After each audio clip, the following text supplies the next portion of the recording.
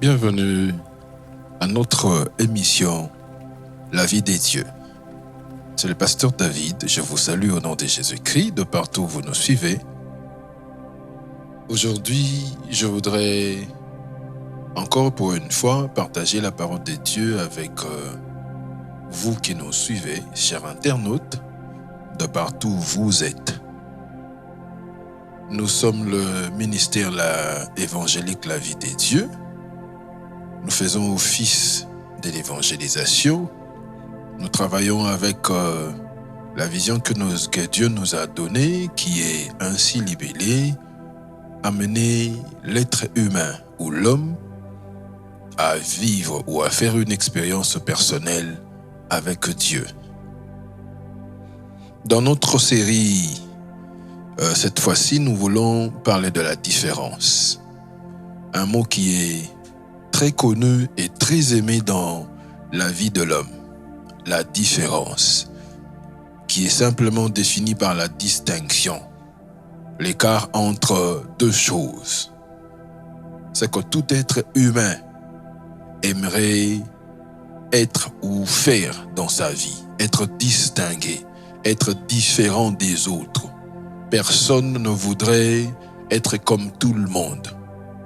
Tout le monde veut se démarquer. Tout le monde veut créer la différence. Et ce mot, dans Deutéronome, Dieu dit « Je ferai de toi la tête et non la queue ». En fait, la différence est même dans la pensée des dieux. Quand Dieu parle de faire de ses enfants la tête et non la queue, ça veut dire que Dieu fait ou impose une différence entre ceux qui lui appartiennent et ceux qui ne sont pas de son côté. Dieu établit la différence. Donc la différence est quelque chose qui est dans la nature de l'homme. Mais une chose, ce mot qui est la différence, quand ce mot n'est pas bien perçu, ce mot est la base de la jalousie, de beaucoup de conflits, de beaucoup de frustrations parmi des hommes. On peut bien aimer la différence, on peut bien chercher à se distinguer, mais quand ce mot n'est pas bien perçu, l'homme est deux fois frustré à cause de la différence qui se crée, où la différence crée de frustration et la différence est à la base de certains conflits dans le monde. Et ceci crée même de jalousie et beaucoup de problèmes dans le monde. La différence est à la base, je disais, quand ce n'est pas bien perçu, la différence est à la base de plusieurs conflits dans le monde, dans des familles et même dans des églises, même au milieu des enfants des dieux.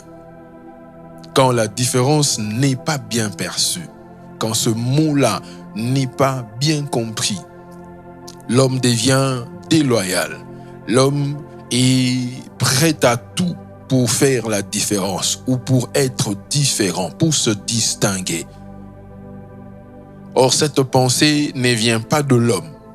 Cette pensée vient de Dieu lui-même. Dieu lui-même est à la base de la différence. Jésus-Christ est en train de dire à ses disciples, quand la prostituée est venue répandre le parfum d'albâtre sur ses pieds, Jésus-Christ dit à ses disciples, « Les pauvres, vous les aurez toujours avec vous. » En fait, quand Jésus dit « Les pauvres, vous les aurez toujours avec vous », Jésus n'est pas en train de condamner certaines personnes à vivre dans la pauvreté, mais il dit ce qui est réel. Quoi qu'il en soit, quoi qu'il en soit, quel que soit ce que l'homme peut faire, il y aura toujours la différence. On aura toujours la différence des couleurs, la différence sociale, la différence de taille. Il y aura des élancés. Tant que le monde existera, la différence sera toujours au milieu de nous. Nous vivrons toujours dans la différence. Mais je voudrais ce matin dire au peuple de Dieu que nous sommes. Nous allons lire dans Actes chapitre 7, le verset 51. La Bible nous dit ceci, c'est Étienne qui est en train de parler. La Bible nous dit, c'est la réponse d'Étienne dans le Sanhédrin. Il dit, « Homme au cou raide, incirconcis de cœur et d'oreille, vous vous opposez toujours au Saint-Esprit.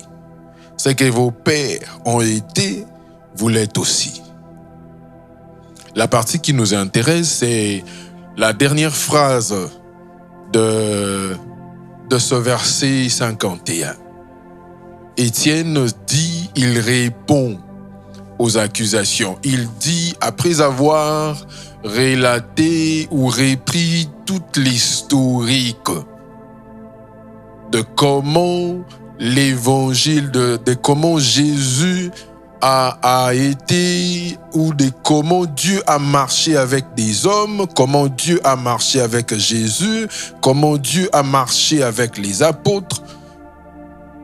Étienne atterrit en disant, il parle à ces hommes qui sont en train de le condamner, il dit, ce que vos pères ont été, vous l'êtes aussi. Au fait, Étienne est en train d'affirmer quelque chose. Il dit, parce que je ne vois aucune différence. Ce que vos pères ont été, ce que vos pères ont fait, le comportement de vos pères avec Dieu ou face à Dieu, les comportements de vos pères face aux prophètes de Dieu, les comportements de vos parents face à la parole de Dieu, c'est ce que vous aussi vous êtes en train d'afficher présentement. Donc, par conséquent, il n'y a pas de différence. Ce que vos pères ont été, c'est ce que vous êtes. C'est ça qu'Étienne est en train de dire. Parce que là, c'est à l'époque où les Juifs cherchaient à faire taire quiconque parlait de Jésus, quiconque transmettait ou annonçait la bonne nouvelle de Jésus-Christ, soi-disant qu'ils avaient déjà la loi de Moïse et qu'ils n'avaient plus besoin d'avoir autre chose, la loi les suffisait. Que tout celui qui venait dire autre chose ou qui annonçait autre chose était à l'encontre, venait à l'encontre de la loi de Moïse. Cependant, même ces gens qui prétendaient avoir ou aimer la loi de Moïse n'obéissaient pas à cette loi. C'est pour ça que Jésus leur a traité des tombeaux blanchis. Ces gens n'étaient pas sincères. Avec Dieu, ils n'étaient pas sincères non plus envers eux-mêmes.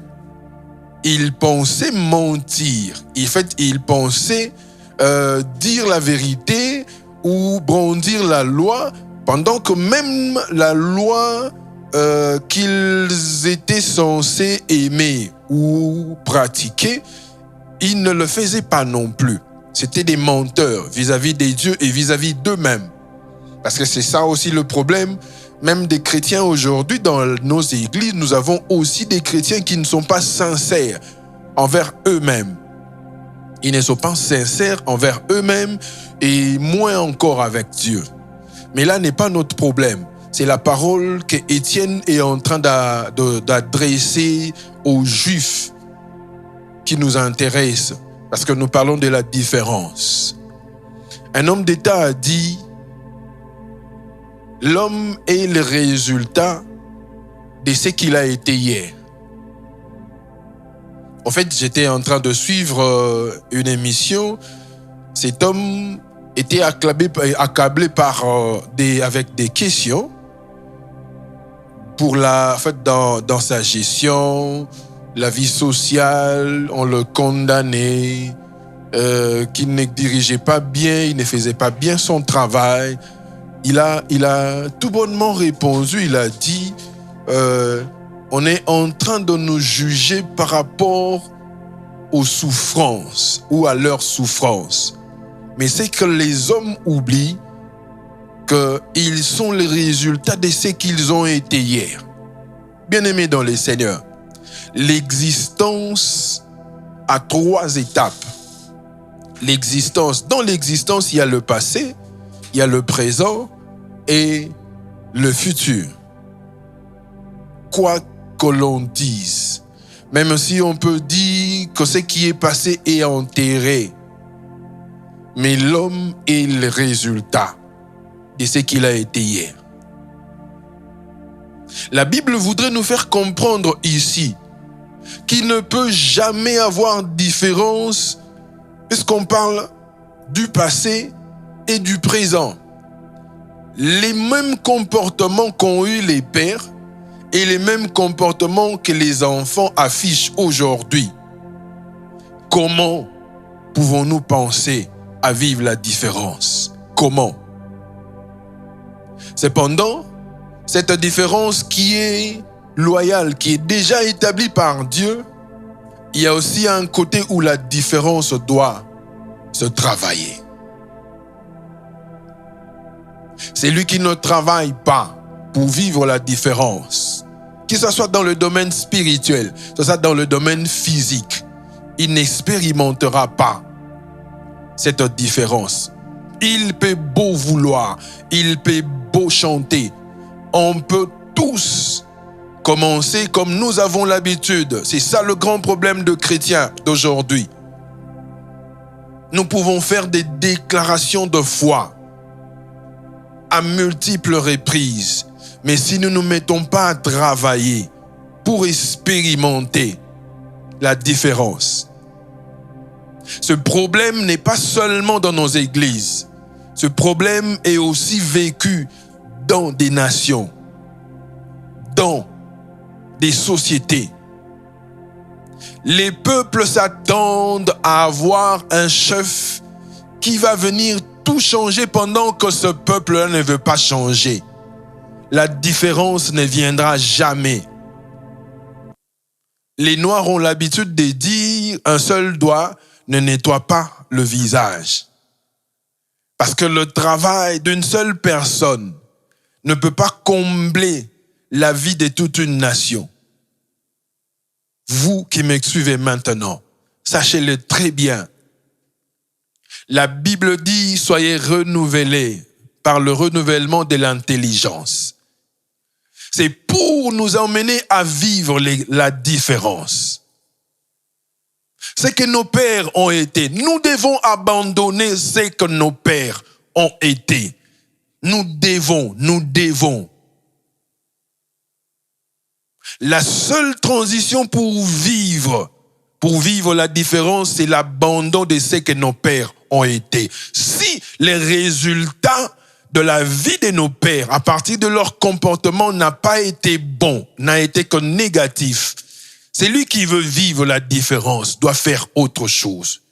Bien-aimé dans le Seigneur, aimer une chose et travailler pour vivre ou posséder cette chose sont 2 choses différentes. Il ne suffit pas de beaucoup parler. Il ne suffit pas de beaucoup crier. Même dans les silences, on peut travailler. Les nations sont en train de souffrir. Les gens sont en train de se renfermer dans des frustrations, mais ne veulent pas travailler pour vivre la différence. On ne veut pas changer des comportements. On ne veut pas faire autre chose que ce qu'a été les comportements de nos pères. Nous sommes dans des fétiches.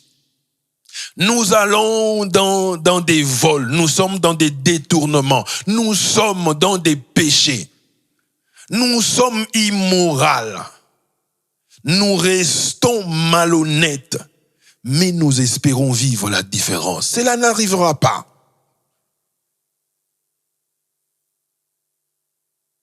Les Juifs se sont opposés aux prophètes de l'Éternel. Ils se sont opposés au Saint-Esprit. Et jusqu'alors, les mêmes résultats qui a été avec leur Père, pour tous ceux qui n'ont pas encore accepté Jésus, c'est les mêmes résultats jusqu'alors. Bien-aimés dans les Seigneurs, vous voulez vivre la différence, il faut éviter d'être tel que votre source a été. Que Dieu vous bénisse. C'était les pasteurs David.